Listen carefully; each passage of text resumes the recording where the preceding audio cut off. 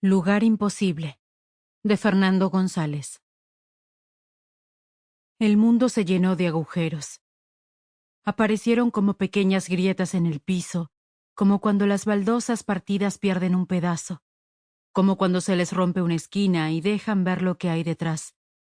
Pero debajo de aquellas baldosas solo había una nada enorme y amenazante. La gente caminaba encima de las losas insensibles, sobre las veredas dañadas y sobre las calles huecas, sin detenerse a pensar ni a preocuparse por las pequeñas y casi insignificantes grietas.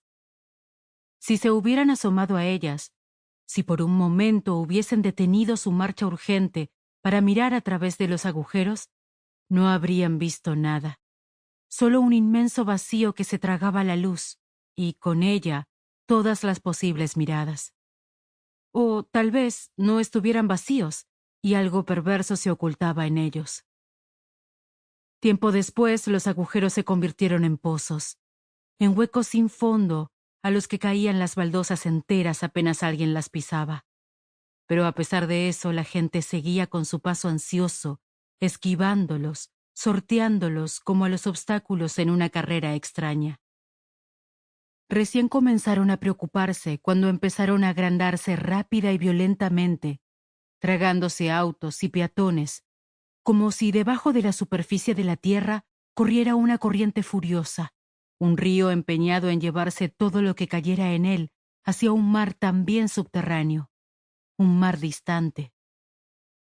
Al principio parecía que las autoridades, los bomberos y la policía buscaban con cierta preocupación a quienes caían, pero aunque esto fuera verdad, pronto se olvidaron de la tarea y abandonaron a los perdidos a su suerte. Toda la atención pasó de aquellas grietas a los acontecimientos que estaban ocurriendo simultáneamente.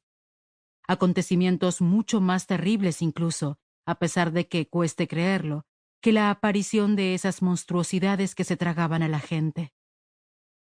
Seguramente ese mundo, en el que alguna vez vivió Mariana, ya no existía.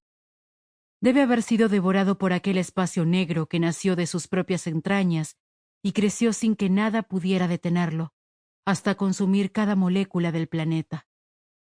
Pero si fue así, si ese fue el destino de todas y cada una de las criaturas y objetos que conformaban esa realidad, Mariana no debe haberse enterado del final. Hacía demasiado tiempo que ella se había marchado hacia otro lugar, un lugar imposible. Primera parte. El golpe. Un relato, varias miradas.